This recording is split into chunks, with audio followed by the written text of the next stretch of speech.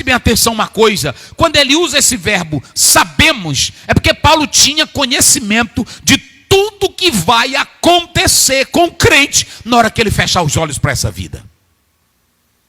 E saiba de uma coisa, crente que não tem visão do que lhe espera no céu, crente que não sabe o que lhe espera no céu, ele só vive pela vista. E quando ele diz, não vivemos pela vista, ele está dizendo, eu não vivo das aparências. Tem crente que se apegou às aparências desta vida. Ele está como a mulher de Ló. É apaixonado pelo mundo, é apaixonado pela casa, é apaixonado pela glória desta vida, é apaixonado pela riqueza deste mundo. Tem crente aí que é tão apegado por este mundo, que perdeu o fervor de Deus, perdeu a alegria de viver, perdeu a alegria da igreja. Mas Paulo diz, nós não vivemos por vista, ou seja, pelas coisas que nos apresentam, pelas aparências. Vocês podem observar, queridos, eu estava hoje mesmo olhando na internet alguns cultos, e aí eu vendo o irmão nos cultos, um mexendo em celular, o pastor pregando, outro conversando com o irmão, outro sentado, o irmão cantando, ninguém louva mais, e eu estava entendendo uma coisa, eu sei que Deus pode usar, eu sei que Deus pode mexer. Eu já preguei aqui que a pandemia não vem de Deus, que a pandemia é consequência do pecado do homem. Mas Deus se vale desse mal para também sacudir a figueira. Porque o que tem de crente vivendo só das aparências, e com aparência não são poucos.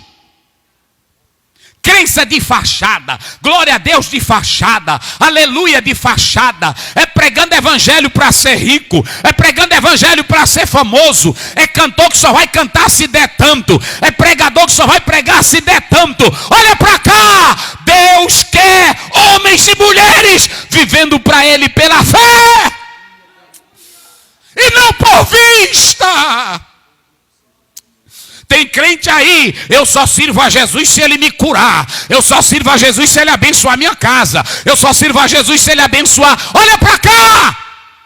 A Bíblia diz em Hebreus 11, 33, 34 até 37, os quais por meio da fé foram cerrados ao meio, foram perseguidos, banidos, perderam os seus bens, mas não negaram a fé em Jesus Cristo.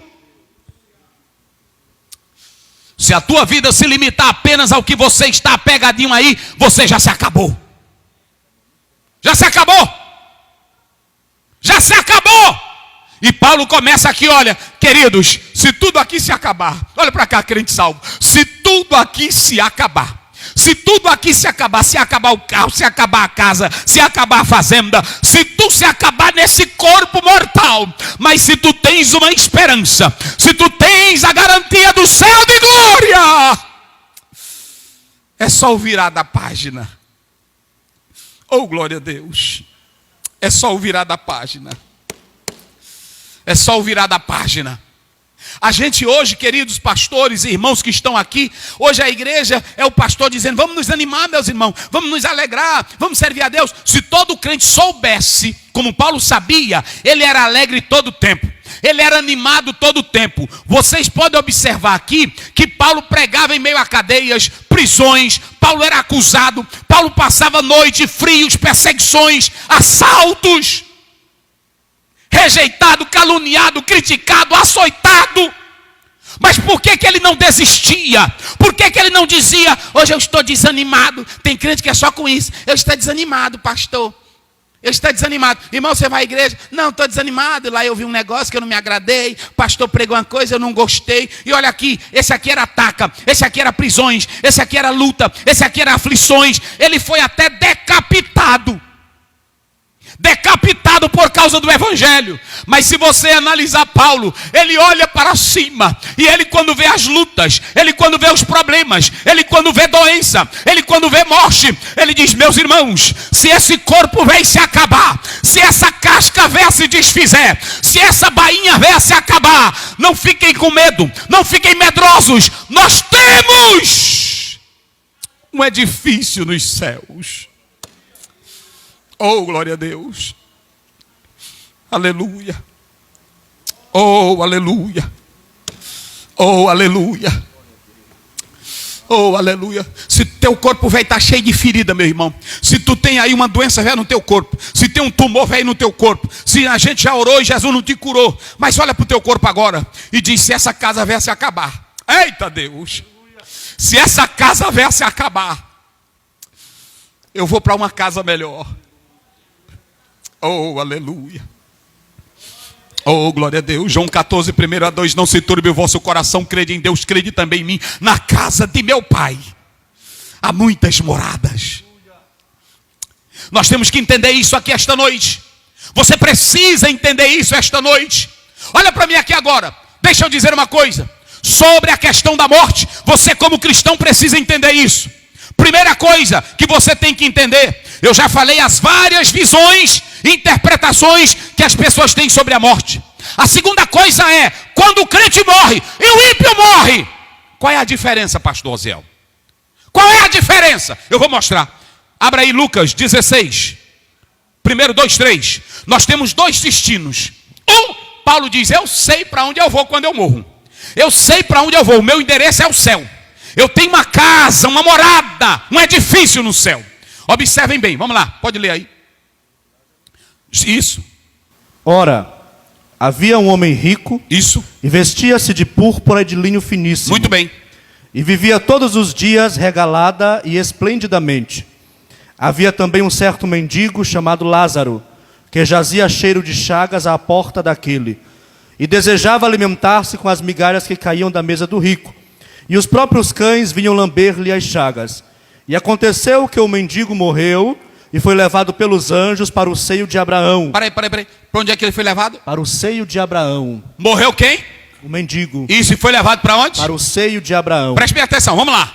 E morreu também o rico e foi sepultado. O rico foi sepultado. E no Hades ergueu os olhos. Isso. Estando em tormentos, e viu ao longe Abraão e Lázaro no seu seio. Pronto, tá bem, obrigado. Preste bem atenção, olha bem para cá. Se morre um crente agora, preste bem atenção. Se morre um crente agora, um crente salvo, lavado pelo sangue de Jesus, um crente comprado pelo sangue de Jesus, vida santa, que viveu por fé, preste bem atenção. Viver por fé é pisar esse mundo velho. Viver por fé pode ter pandemia, pode ter desgraça, pode ter doença, pode ter falta de emprego, pode ter falta de dinheiro. Viver por fé é saber que uma morada maior nos aguarda. E quando você fecha os olhos para esta vida, a casca velha se desfez.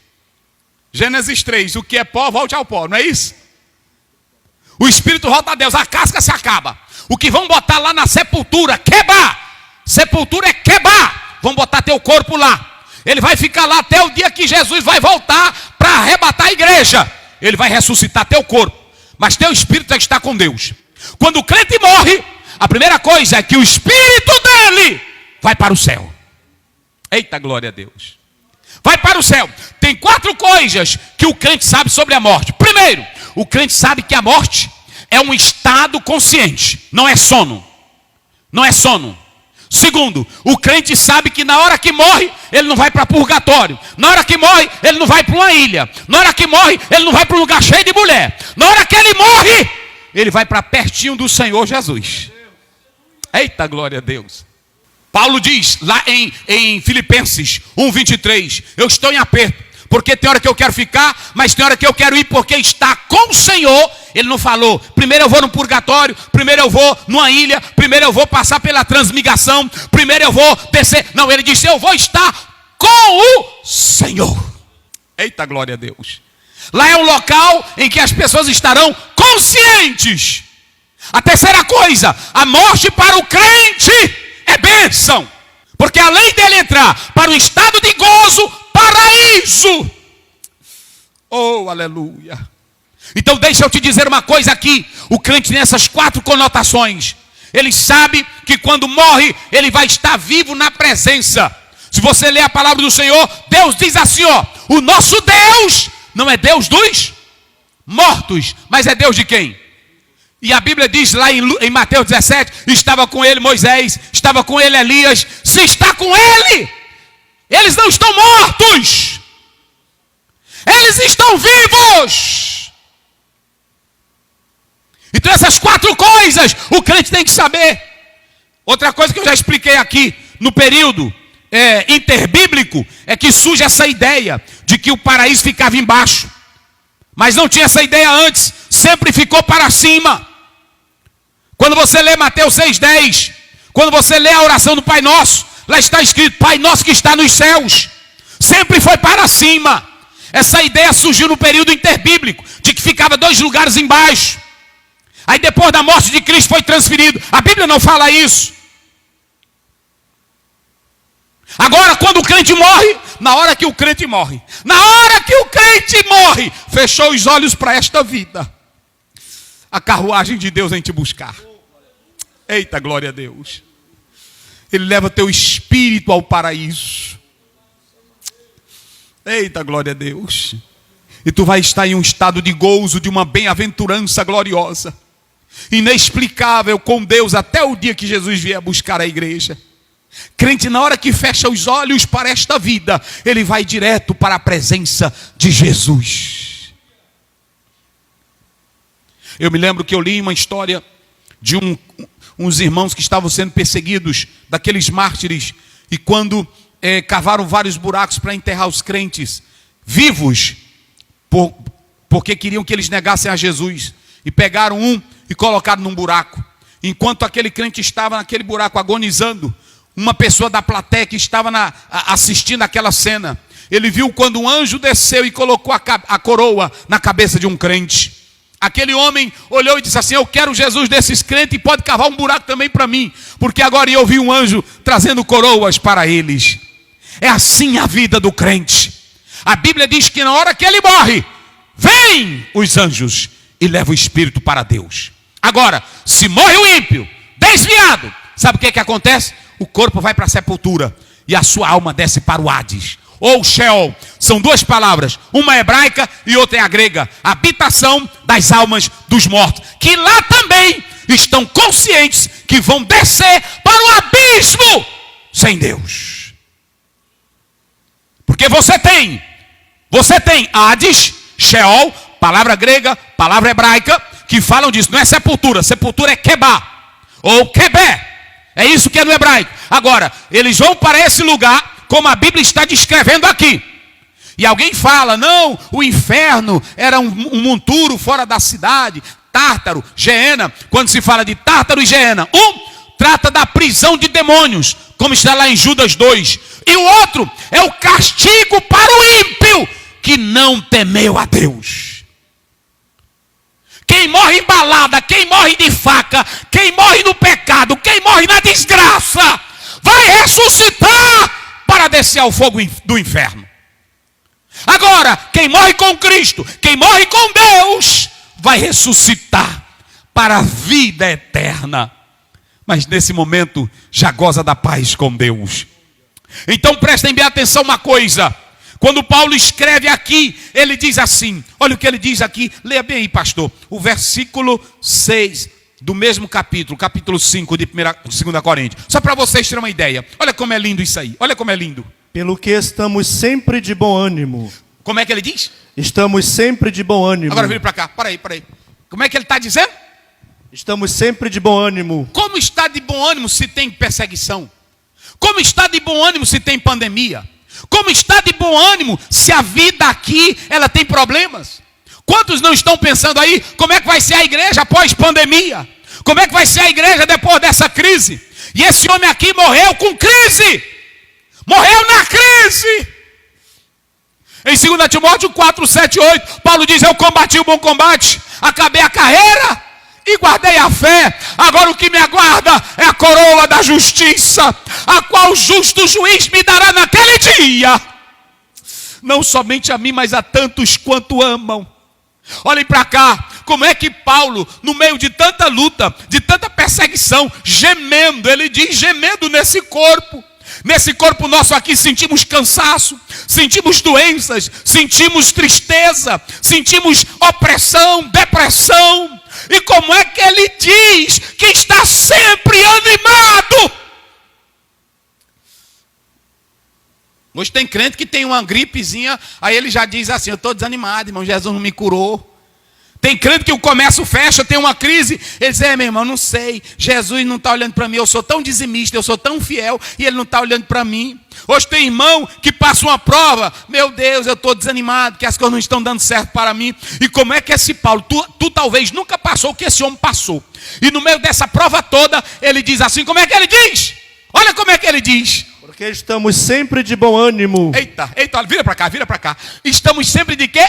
De bom ânimo. Olha, vire aí para o teu marido e pergunta, meu bem, tu estás de bom ânimo? Pergunte para o teu filho, tu estás de bom ânimo? Pergunta para a tua mulher, como é que Paulo estava de bom ânimo, pastor Zé? Olha para mim aqui, crente salvo, como é que podemos estar de bom ânimo? Tem irmão que está me dizendo, pastor, agora um obreiro me ligou, pastor Zé, eu estou com medo, é porque a igreja está cheia de crente que está com a mente perturbada diante dessa crise. Pois eu não sei mais, meus irmãos, eu não sei mais o que vamos fazer, porque deixa eu dizer uma coisa, Paulo no meio de uma luta dessa, de uma problemática dessa, de uma luta, de um gemido, de perseguição, de calúnia, de açoites, de provas, e ele sabia que até ia ser morto, ele estava na prisão para ser decapitado. Esse homem escreve dizendo, eu estou sempre de bom ânimo. Ei, morreu gente aí na tua casa, morreu teu pai, morreu tua mãe, tu estás triste. Ei, pastor, morreu tua esposa, morreu teu filho, olha para cá, só um pouquinho de tempo, a página vai já virar, a página vai virar, e sabe o que é que ele diz? E eu estou sempre animado. Sabe por que ele diz que está sempre animado? Primeiro, ele tem o Espírito Santo na vida dele como garantia. Segundo, ele não olha para o mundo com os olhos naturais. Ele olha com os olhos da fé. Se tu olhar para esse mundo com os olhos naturais, tu sempre vai estar desanimado. Se tu olhares para esse mundo com os olhos carnais, você sempre vai estar triste, chorando, com depressão, pelos cantos da casa, choramingando. Agora, se tu tiveres o Espírito de Deus e saber que tem coisas melhores aí para nós, tu vai se animar.